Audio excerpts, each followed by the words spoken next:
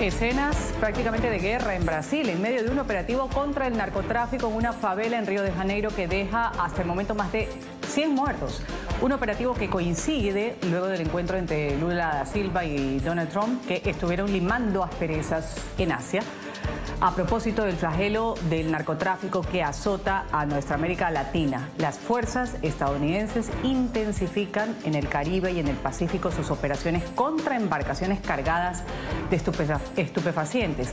En Miraflores, los temores se acrecientan tras la llegada del buque de guerra estadounidense, el USS Gravely, a Trinidad y Tobago, a pocos kilómetros de las costas venezolanas. La presencia de esta poderosa nave junto a la inminente llegada también del portaaviones USS Gerald R. Ford, uno de los más imponentes del mundo, coloca al régimen de Maduro frente a un escenario de alta tensión. Vamos a abrir el debate en ángulo. En medio de rutas de narcotráfico y cargadas con drogas, según la inteligencia de Estados Unidos, estas embarcaciones fueron neutralizadas. Fíjense en estas imágenes. Las ha difundido el Pentágono, forma parte del mayor golpe a los carteles de la droga desde que Estados Unidos comenzó este operativo en el Mar Caribe. Son dos lanchas, una más grande que la otra, tienen motores de alta velocidad y justo cuando fueron neutralizadas estaban pasando la droga de una lancha a la otra. Dos embarcaciones intervenidas en un mismo ataque, pero hay más. Este operativo también acabó con esta otra narcolancha. La neutralizaron cuando estaba en pleno movimiento navegando contra oleaje y también con droga a bordo, según la inteligencia estadounidense. Se trata de una lancha rápida también intervenida. Aquí ven la tercera intervención. Son también imágenes difundidas por el Departamento de Guerra hoy mismo. Es la tercera operación en la que neutralizaron la cuarta lancha con droga, todo en las últimas horas. En la superficie de la embarcación hay objetos sospechosos que parecen ser alijos de droga. También está cargada con pequeños tanques de gasolina. Estas lanchas necesitan de rápidos suministros de combustible debido a la fuerte potencia de sus motores. Hagamos un recuento de cómo fue este operativo descrito por analistas en Washington como el mayor golpe a los carteles de la droga desde que se puso en marcha el despliegue naval en el Caribe y el Pacífico para acabar con el narcotráfico. La intervención de Estados Unidos se saldó con un primer ataque en el que destruyeron dos narcolanchas donde viajaban 8 narcoterroristas. El segundo ataque fue una narcolancha en la que iban 4 hombres y el tercero de ellos a otra en la que viajaban también con droga 3 narcotraficantes. En total son 4 las embarcaciones neutralizadas y 14 los muertos, teniendo en cuenta que uno de ellos sobrevivió. Las autoridades mexicanas se hicieron cargo de la búsqueda y el rescate del sobreviviente, según confirmó el secretario de Guerra Pete Hegseth. Expertos en esta materia aplauden la determinación de la administración Trump en materia de lucha contra el narcotráfico. Hugo Pereira, analista internacional, calificó esta operación de ser el mayor golpe al narcotráfico y cree que la Casa Blanca podría acabar con el narcotráfico si mantiene este operativo. Los carteles solo tienen 2 opciones sobre la mesa: buscar rutas alternativas o desaparecer. Uno de los mayores golpes históricos en el Pacífico contra una lacra social que mundialmente mata a personas, como lo es el narcotráfico. Es de ensalzar, por tanto, esa labor que están haciendo los militares, el ejército de Estados Unidos en el Pacífico para luchar contra un narcotráfico que le quedan dos salidas, 2 soluciones: o actualizarse, buscar nuevas formas, nuevos métodos para seguir con ese tráfico de drogas, o esperemos desaparecer. Es lo que le queda al narcotráfico: o actualizarse o esperemos desaparecer en el Pacífico. El Departamento de Guerra confirmó que ningún miembro de las Fuerzas Armadas de los Estados Unidos resultó herido en esta operación, considerada la mayor acción antidrogas de este país. Y NTN 24 ha recorrido el portaaviones Ford, quizás el más poderoso de la Marina estadounidense y que recientemente participó en las misiones de disuasión de la OTAN a la amenaza nuclear de Rusia en Europa. Aquí tenemos un reporte de cómo funciona. Este es el USS Gerald R. Ford. El portaaviones más nuevo, grande y avanzado de la Marina de los Estados Unidos. El Gerald R. Ford es el mayor portaaviones de la Marina. Tiene capacidad para más de 4.000 marineros y es realmente impresionante. El 8 de octubre del 2023, un día después del ataque de Hamas a Israel, el secretario de Defensa de Estados Unidos, Lloyd Austin, ordenó al grupo de ataque del USS Gerald R. Ford dirigirse al Mediterráneo Oriental para disuadir una mayor escalada y apoyar a Israel en su derecho a la defensa. El Gerald Ford regresó a la estación naval de Norfolk el 17 de enero del 2024, tras un despliegue de 8 meses en el que participó en numerosos ejercicios multinacionales. Esta es una forma para que los estadounidenses podamos demostrar nuestra fuerza y para que podamos mantener los océanos abiertos para su libre navegación. Un sistema de lanzamiento de aeronaves electromagnético y la capacidad de lanzar 2 aviones y aterrizar uno cada 37 segundos son algunas de las características del portaaviones avanzado de propulsión nuclear. Este portaaviones cuenta con 19 pisos, una estación meteorológica, 5 gimnasios y 3 gigantescos ascensores para las aeronaves. Puede albergar hasta 4.500 tripulantes, así como 80 aeronaves entre cazas, helicópteros y drones. Muchas personas dicen que un transportador es como una pequeña ciudad porque está equipado con todo lo que podría tener una ciudad pequeña.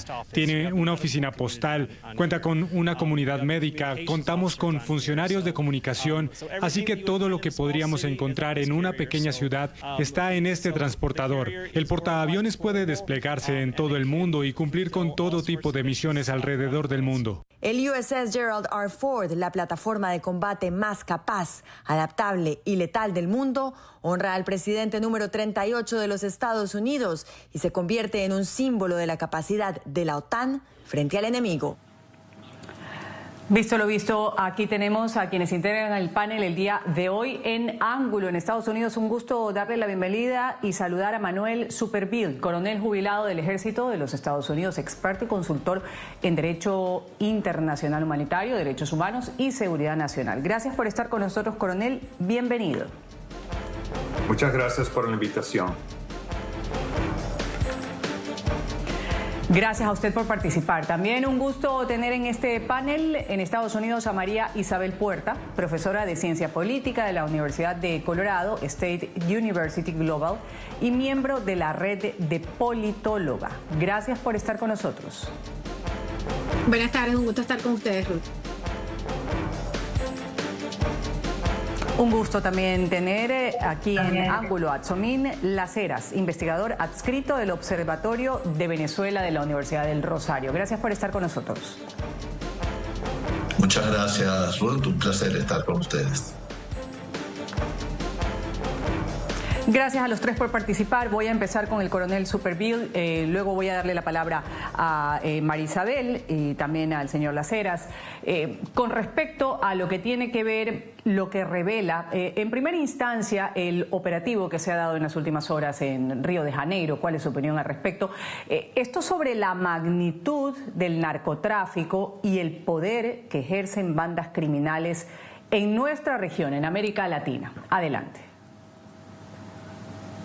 Yo tuve la oportunidad años atrás, creo que fue por lo menos unos 22, 23 años, de estar en Brasil, ahí en Río de Janeiro, con las fuerzas policiales, que entramos en una favela y la verdad es que estaba bastante impresionante el nivel de riesgo y para los ciudadanos que viven ahí, porque al fin del día, si el Estado no puede mantener su poder dentro de una área geográfica, entonces grupos armados como los narcotraficantes en Brasil llenan ese espacio.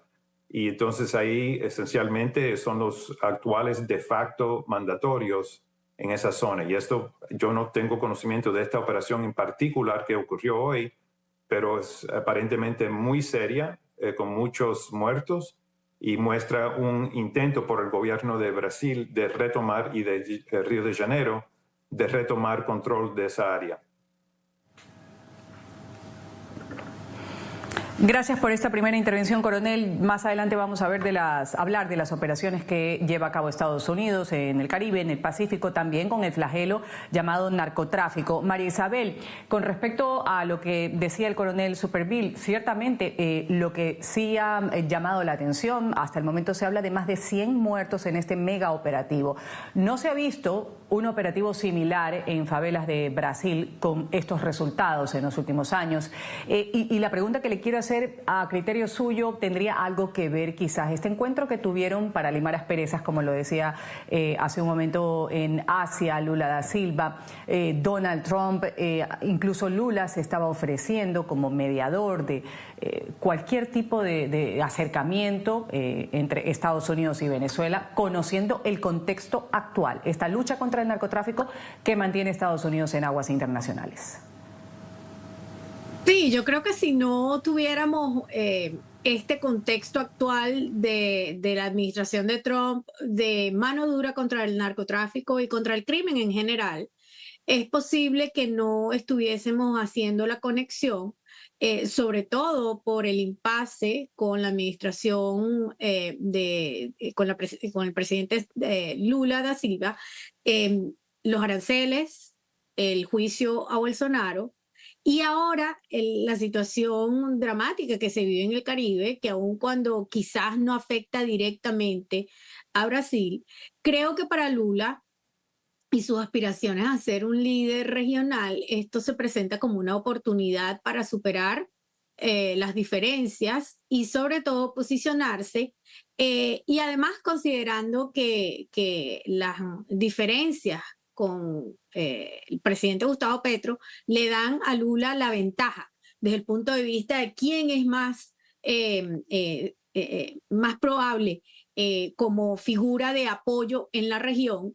Definitivamente Petro no lo es. Sabemos que el presidente Trump tiene una relación cercana con el presidente Milei, pero en este caso Lula, por estar al otro lado desde el punto de vista ideológico, pudiera ser un aliado importante. Y yo supongo que todos estos cálculos se están haciendo no solamente porque se trate de una operación antidrogas y de lucha contra el crimen, sino posicionar al gobierno de Brasil como un aliado en esa lucha. Yo no lo descartaría, que eso sea quizás no la intención inicial, pero se aproveche para ello. Gracias por esta primera intervención, señor Las Heras. Quiero saber su punto de vista. Esto de la lucha antidrogas que estamos citando aquí, un flagelo común que vivimos en América Latina, y preguntarle también sobre este mensaje que actualmente está enviando Estados Unidos con la llegada del USS Gravely y el portaaviones, que sería inminente el arribo del Gerald R. Ford al Caribe. Esto en la lucha contra el narcotráfico en aguas del Caribe y del Pacífico también. Adelante.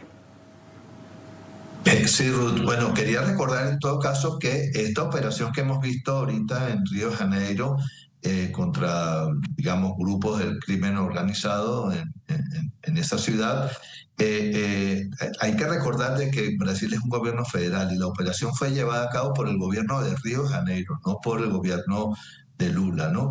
Sabemos que el gobierno de Río de Janeiro está controlado por un gobernador, digamos, afín a Jair Bolsonaro, y sabemos pues que hay un enfrentamiento muy grande entre Lula y Jair Bolsonaro. Yo no creo que Lula esté apoyando una operación de este tipo.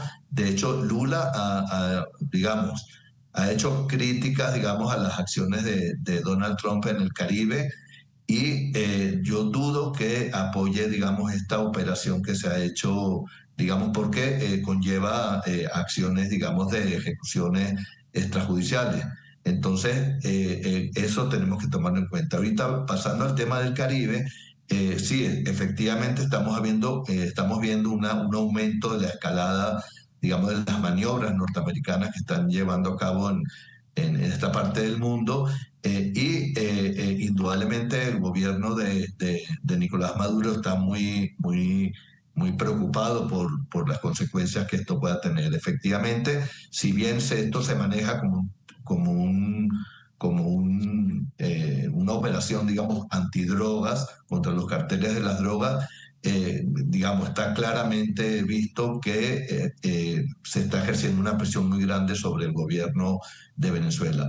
Si bien no parece factible que vaya a haber una invasión de carácter armado, lo que buscaría estas presiones de carácter militar, a mi juicio, sería por un lado o bien buscar un quiebre en la coalición de fuerzas que apoyan a Maduro, que lo mantienen en el poder, especialmente en el sector militar. O en otro caso sería obligarlo a llevar a cabo algún tipo de negociación que implique su salida del poder. Pero efectivamente el gobierno norteamericano está ejerciendo una escalada, digamos, de presión a través de sus movimientos militares cada vez más grandes. Quiero conocer el criterio del coronel Supervielle con respecto a esto, una medida de presión. Hay quienes interpretan que esta maniobra es una advertencia directa al régimen de Maduro, que hay nervios, se comenta incluso en Miraflores, que los hace actuar, decir, opinar sobre operaciones que estarían llevando a cabo, incluso pues una pelea con los de Trinidad y Tobago, que en este momento están reforzando esas acciones de una de las embarcaciones que ha llegado estadounidense. ¿Qué decir al respecto? Yo creo que lo que acaba de decir el que habló antes, el señor que habló antes, estoy totalmente de acuerdo con lo que él dice, en términos de que estas operaciones en el Caribe y en el Pacífico contra el tránsito de drogas marítimas por vías marítimas es lo que se habla públicamente, pero vamos a estar bien claros, la gran mayoría de drogas ilegales que entran a Estados Unidos cruzan la frontera entre México y los Estados Unidos. Así que, y eso es porque hay tanto comercio, tantos camiones, tantos trenes. Yo viví en Laredo, Texas, cuando era joven, que tratar de frenar o limitar, restringir ese fluido de drogas que ponen a bordo de esos camiones y trenes causaría una demora y tendría un impacto económico enorme en ambos países. Así que entonces, si uno quiere decir que está luchando contra las drogas, hacen lo más, vamos a decir, el área más visible y más dramática, que es sobre las vías marítimas. Así que entonces hay que preguntar si en realidad el tema es restringir las drogas y no se va a hacer en la frontera. Entonces, ¿qué es lo que actualmente está haciendo Estados Unidos? Y yo diría que principalmente lo que buscan, yo creo que no hay ninguna duda, es algún tipo de cambio del régimen, que salga Maduro o por su propia cuenta, o que sea capturado, o que alguien lo mate. Y lo que dijo el señor anterior, que es tratar de crear unas divisiones dentro de las Fuerzas Armadas de Venezuela. Y si algunas de esas Fuerzas Armadas o unidades militares se fueran a separar y, vamos a decir, apoyar, alinearse con el gobierno legítimo de Venezuela, entonces ahí las fuerzas americanas militares pudieran servir como el apoyo militar en términos de misiles, bombardeos, drones, satélite, etcétera, para ayudar a una fuerza venezolana que tome posesión del poder y que entonces entregue ese poder al gobierno legítimo de Venezuela. Eso quisiera agregar, que tiene una ventaja estratégica para los Estados Unidos, porque si eso fuera a ocurrir y se cae el régimen de Maduro, eso va a tener implicaciones para otros países de la región que se ven como aliados de Maduro. Y si eso ocurre, entonces al fin la ventaja para Estados Unidos es que va a cerrar puertas fáciles por donde China está entrando a la región. Y eso a nivel global es como una estrategia, vamos a decir, muy importante para los Estados Unidos de mantener más importancia, vamos a decir, en el hemisferio y tratar de cerrarle más puertas a los chinos. Ya vamos a ir a hablar de la relación de Venezuela. ¿Cuál es el protagonismo que tiene en este caso China con la operación que está llevando a cabo Estados Unidos en contra del narcotráfico, a quien ha señalado también como capo del narcotráfico, del cártel de los soles, Estados Unidos dando una millonaria recompensa, $50 millones. Pero antes quiero escuchar a María Isabel Puerta con respecto a esto. ¿Coincide con lo que ha dicho el coronel Superville, esta presión que se está poniendo a Nicolás Maduro, este nerviosismo que hay en Miraflores, que ya se lo percibe, se lo ve, y con respecto a otros en la región que también estarían preocupados?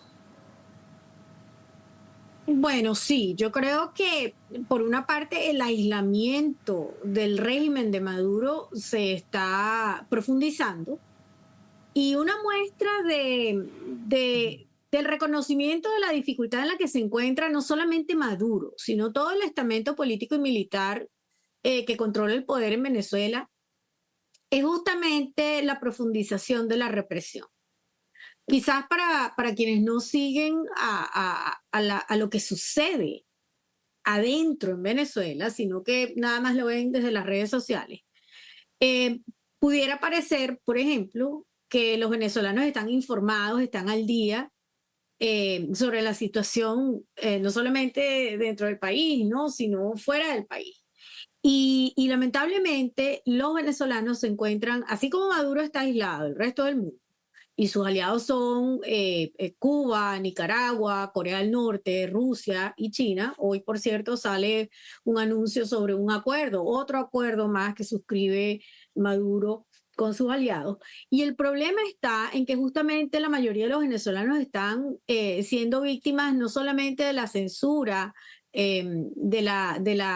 de la ausencia de interlocutores, porque no hay canales de comunicación, y se mantienen a la expectativa porque tampoco manejan suficiente información sobre qué es lo que ocurre y cuáles son todas estas acciones que se están llevando a cabo, no solamente para poner más presión, mayor presión sobre el régimen, sino cuáles son los escenarios que se manejan. La mayoría de los venezolanos no están al tanto de ello.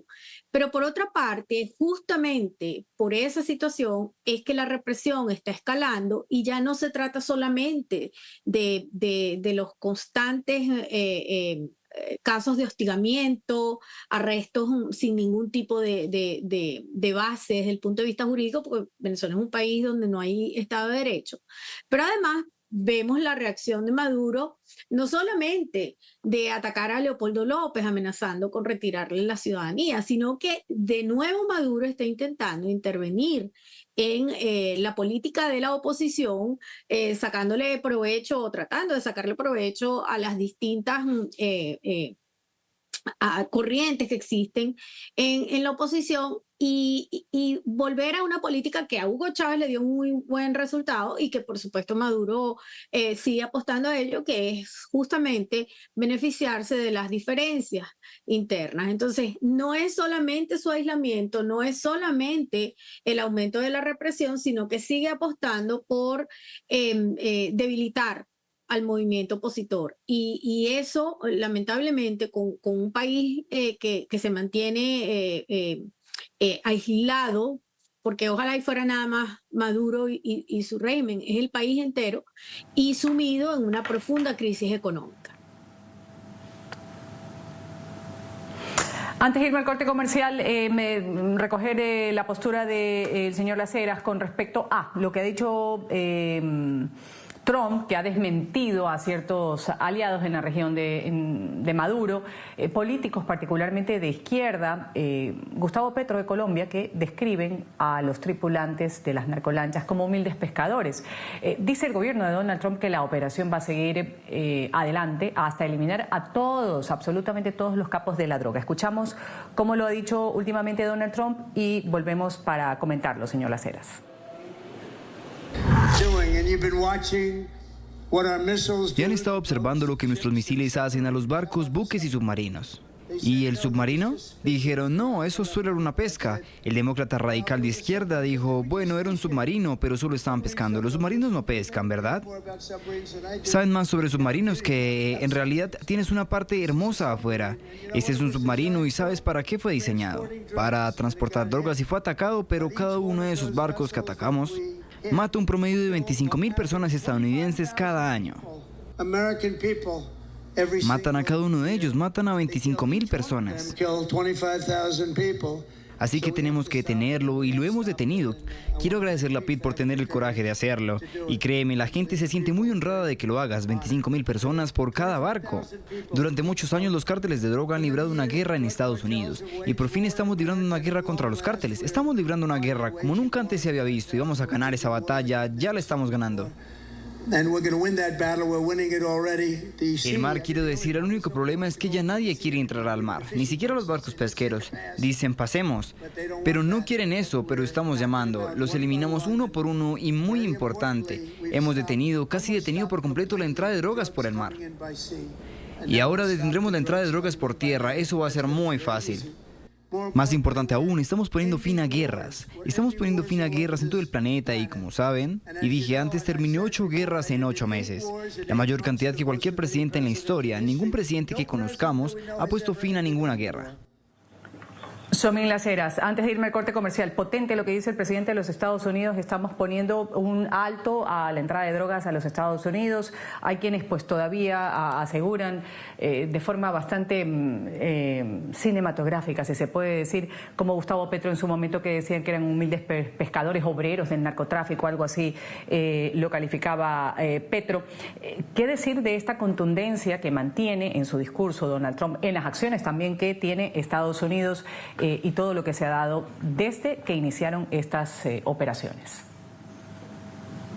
Sí, Ruth, bueno, yo dudo que se pueda acabar, digamos, de esta manera con el tráfico de drogas, ¿no? Mientras exista demanda de drogas, y la demanda principal de drogas se produce, por supuesto, a nivel mundial, pero especialmente en los Estados Unidos, Norteamérica y en Europa hay una demanda muy grande. Mientras haya esta demanda, yo dudo que se acabe el tráfico. Se podrá eliminar un grupo, se podrá controlar más o no una ruta, pero si hay demanda, pues habrá gente dispuesta siempre a correr el riesgo de suministrar esta droga, ¿no? Y eso es lo que hemos visto históricamente. Entonces, esas declaraciones, digamos, tan optimistas del presidente de los Estados Unidos indicando que ya la ruta marítima se acabó y que ahorita, bueno, van a haber otras rutas, etcétera, y que van a terminar con el tráfico de drogas. Yo dudo mucho realmente que pueda haber, sí la demanda, y la demanda pues existe porque es un problema pues de carácter social muy, muy grande, siga existiendo.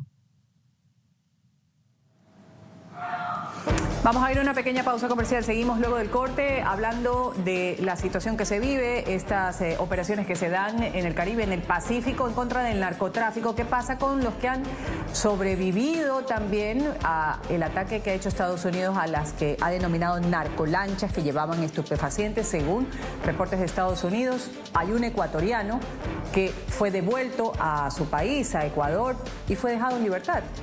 Tenemos una primicia de NTN 24, la comentamos luego del corte comercial, porque no era un humilde pescador el ecuatoriano. Según estos documentos que fueron descubiertos por nuestro equipo de investigación, era una persona que tenía que ver con el narcotráfico. Volvemos. Ya regresamos con Ángulo por NTN 24, el canal de las Américas. Seguimos hablando de las operaciones de Estados Unidos para detener el narcotráfico. Ahora hablamos de Andrés Fernando Tufiño Chila, alias Frescosolo, ecuatoriano que logró escapar con vida de un ataque a un submarino que, según el Pentágono, estaba cargado con drogas. Otros 2 hombres que lo acompañaban murieron en este operativo. Este señor fue repatriado a su país, a Ecuador, donde fue dejado en libertad. Esto al no tener delitos pendientes. Sin embargo, una investigación de NTN 24 revela que Tufiño no era un pescador, sino un exconvicto reincidente. Documentos judiciales confirmaron a esta cadena internacional que tenía que ver con el narcotráfico marítimo en Estados Unidos en el 2021. Fue deportado a Ecuador tras haber cumplido 5 años de prisión. ¿Qué decir con este tipo de casos, María Isabel Puerta? Cuando escuchamos además a un mandatario, ya lo decíamos en el bloque pasado, decir que eran operadores, pobres, humildes, pescadores, dedicados quizás al narcotráfico. En otras situaciones han dicho que personas de escasos recursos, Petro particularmente, y se conoce de este caso que, según lo pudo detectar nuestro equipo de investigación de NTN 24, era una persona que es reincidente, es decir, fue de vuelta a Ecuador y lo dejan en libertad luego de haber tenido que ver con casos de narcotráfico.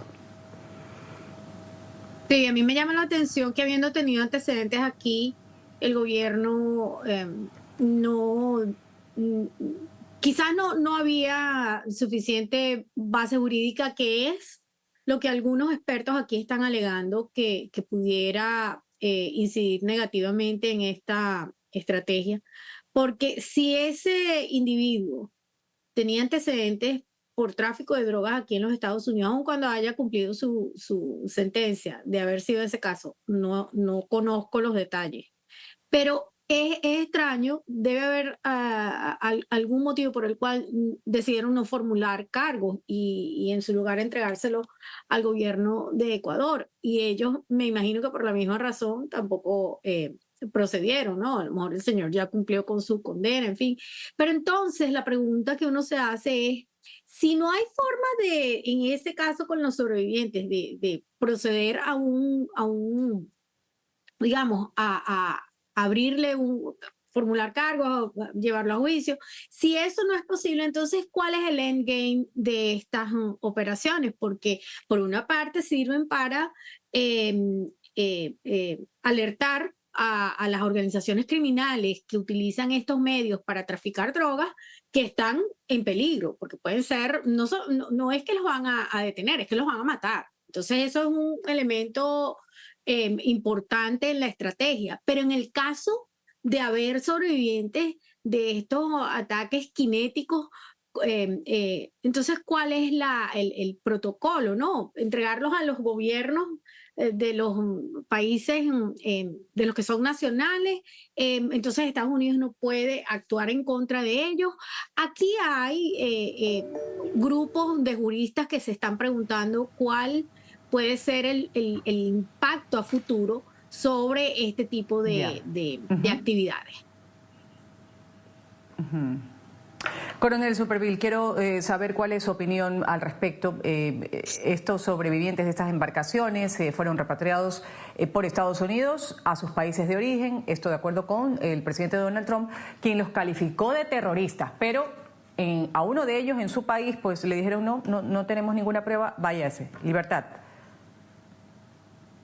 Sí, bueno, ninguno de nosotros sabemos exactamente qué es lo que pasó y cómo es que llegaron a esta conclusión, que como dice la señora anterior, que es el endgame, que es el fin aquí. Pero yo me imagino que acuérdense que estuvo a bordo de una nave naval de Estados Unidos por varios días antes de ser entregado a Ecuador y que posiblemente hubo algún tipo de acuerdo, negociación, lo que sea, entre él y los agentes de la CIA o de otra organización de Estados Unidos para conseguir información que tiene valor para esta lucha, esta guerra, este conflicto que está ocurriendo hoy en día.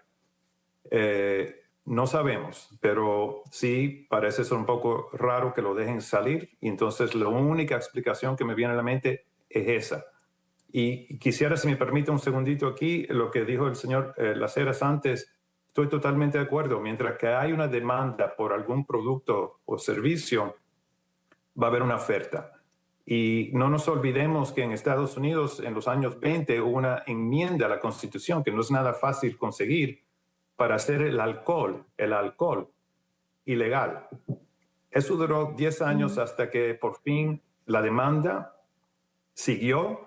Las mafias americanas crecieron, se hicieron muy poderosas y tuvieron que hacer una nueva enmienda para cancelar la primera enmienda haciendo el alcohol ilegal. En otras palabras, que durante toda la historia humana siempre es, si hay una demanda, va a haber una oferta.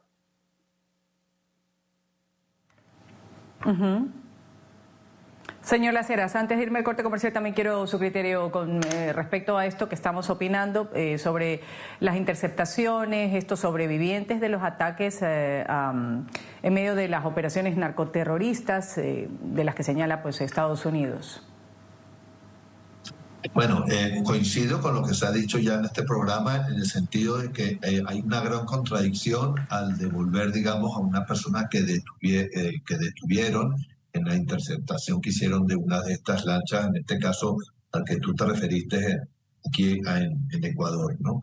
Entonces, es una contradicción porque si efectivamente esta persona estaba incursa en una actividad ilegal como es el tráfico de drogas, lo lógico hubiera sido detenerla y hacer las investigaciones del caso, por supuesto, porque eso podría llevar incluso a conocer más sobre quiénes son quienes están financiando la operación, quiénes dirigían, digamos, este tráfico de drogas en el caso de esta lancha que fue interceptada. Y además creo que pone en entredicho lo que está haciendo el gobierno norteamericano con el ataque, digamos, militar contra estas lanchas en el Caribe, que han sido, digamos, catalogadas como ejecuciones extrajudiciales, ¿no? Si esta persona es devuelta y luego es liberada en su país de origen, ¿qué pasa con las personas que murieron? Así, las personas que murieron en estos ataques son culpables, no son culpables, tienen cargos en contra, no tienen cargos. Así,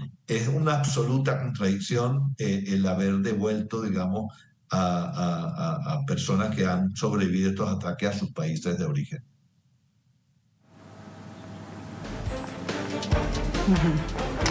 Vamos a ir a una pequeña pausa comercial, regresamos enseguida, conclusiones en ángulo.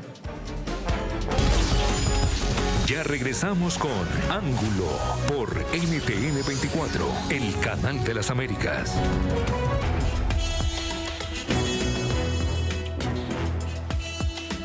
Seguimos aquí en Ángulo, ya vamos con las conclusiones. Estaba leyendo una entrevista que le han hecho a Elliot Abrams, ex enviado de Estados Unidos para Venezuela, en BBC Mundo, y dice textualmente: Trump no tiene ninguna intención de invadir, pero sí, todo esto es una operación psicológica. Establece diferencias en lo que fue la primera era de Trump, donde también hubo una presión para sacar a quien catalogaba como usurpador del poder, Nicolás Maduro, reconoció a Juan Guaidó en su momento, y ahora en esta segunda fase, pues Trump está haciendo lo mismo, pero utilizando quizás una estrategia diferente para quitar al usurpador del medio.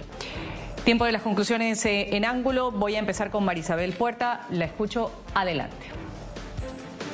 Yo creo que Abrams tiene razón en un sentido, y es que esta administración, al igual que en su primer gobierno, ha tenido una aproximación, en el caso de Venezuela, de intentar una estrategia. Si esa no funciona, gira, va hacia otra. Es decir, hay cambios. Sin embargo, hay un retorno a la intención, al menos, de promover un cambio, yo no sé si violento, pero la estrategia termina siendo agresiva. Ahora bien, coincido en que quizás eso tenga más la intención de amedrentar, asustar a Maduro, aunque a estas alturas, lamentablemente, todo el esquema, tanto de sanciones, de presión, del carrot and stick que intentó Biden, eso realmente ni la más agresiva ni la menos agresiva ha dado resultado. Y veremos si en esta oportunidad hay alguna fisura, hay algún crack en esa coalición, que hasta ahora pareciera que no es el caso. Quiero escuchar la conclusión, Somín Las Heras, si usted está de acuerdo, porque, claro, hay muchos que dicen que la presión está comenzando de nuevo, y muchos en el régimen están pensando: si los gringos se quieren deshacer de Maduro, lo harán. ¿Qué va a pasar conmigo?, se preguntan algunos del entorno. Hay gente dentro del régimen que está quizás hablando con la oposición. ¿Podría darse este caso? Sí, bueno, en el primer gobierno de Donald Trump se hizo muy famosa aquella frase de todas las opciones están sobre la mesa, y todas las opciones están sobre la mesa, pues significaba también que la opción militar estaba sobre la mesa. En el primer gobierno de Trump no pasó nada. Ahora, bueno, se está intentando, digamos, también hacer una presión militar muy grande, también como lo dice el señor Abrams, pues una presión de carácter psicológico muy grande.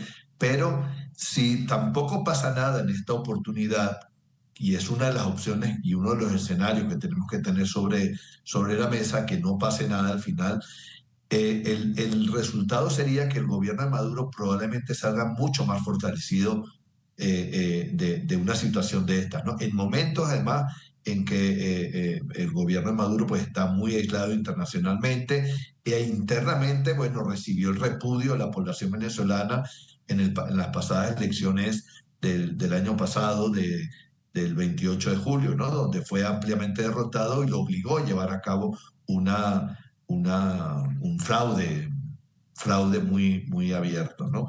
Entonces, también tenemos que tomar en cuenta que el gobierno de Maduro internamente también se ha visto muy debilitado porque muchos dirigentes y bases del chavismo que en el pasado pues lo apoyaron, se han venido también descolgando del gobierno de Maduro. Entonces, después de una acción, digamos, de este tipo, de una presión tan grande, psicológica, como la define Abrams, no termina pasando nada. El gobierno de Maduro más bien, en vez de salir, digamos, derrotado o tener que ceder el poder, más bien podría salir muy fortalecido, y esa es una de las preocupaciones que uno tiene ante una situación de este tipo. Gracias. Termino con usted, coronel Manuel Supervielle. Lo escucho. Estoy de acuerdo con los dos anteriores presentadores con lo que dicen. Yo quisiera hacer un punto aquí, que es que por razones de política doméstica aquí en Estados Unidos, el presidente Trump no puede terminar con esto dejándolo como antes. Simplemente no puede. Se va ni para él mismo psicológicamente y también en términos políticos. Aquí en la Florida, en un estado importante, hay una población grande venezolana y de cubanos y otros que si ven que hace toda esta muestra de fuerza y al fin no la usa de ninguna manera y Maduro se queda ahí, va a perder mucho, pero mucho apoyo aquí internamente. Segundo, también está el tema de que estoy de acuerdo con Abrams que no va a haber una invasión para ocupar de Estados Unidos. No va a haber infantería, no va a haber marines infanto que se van a entrar y quedarse. Eso no es decir que no puede haber una invasión, vamos a decir, limitada y estratégica para capturar un puerto o un aeropuerto o algo así. Pero la estrategia sigue siendo fracturar el régimen de Maduro para que entonces algunos de esos grupos vayan con la oposición, vayan con el gobierno legítimo y entonces ahí reciben el apoyo militar de Estados Unidos. Quisiera dejarle un hecho aquí, que yo sé que todos saben que en Venezuela hay un general por cada 65 soldados. En Estados Unidos, por comparación, hay uno por cada 1.400. Es decir, que eso fue a propósito por parte de Chávez, cuando hubo el intento contra él, crear una organización que no sea erárica para entonces difundir, hacer así todo plano, para que sea más difícil tener un coup contra él. Lo que no contó, y es que en esta situación, al ver tantos generales y tantas diferencias en unidades, que es más fácil convencer a algunos de ellos para que vayan y se pongan al lado del gobierno legítimo con el apoyo militar de los Estados Unidos. Voy a la pausa comercial. Volvemos enseguida a estos ángulos. Ángulo con el creciente temor que hay en Miraflores tras la llegada del buque de guerra, el USS Gravely, a Trinidad y Tobago, y también la inminente presencia del portaaviones USS Gerald R. Ford, que estará en los próximos días. Voy a agradecer a quienes han participado el día de hoy. Manuel Supervielle, coronel jubilado del Ejército de los Estados Unidos. Gracias, coronel, por haber estado con nosotros. Gracias a ustedes. También voy a agradecer a María Isabel Puerta, profesora de Ciencia Política. Gracias por haber estado con nosotros hasta una nueva oportunidad. Muchas gracias a ustedes, un gusto. El gusto también de despedir y agradecer a Somín Las Heras, investigador adscrito del Observatorio de Venezuela de la Universidad del Rosario. Gracias por haber estado con nosotros. Sí, un placer. Igualmente, me despido, soy Ruth del Salto. Ustedes sigan con la señal del canal internacional NTN 24.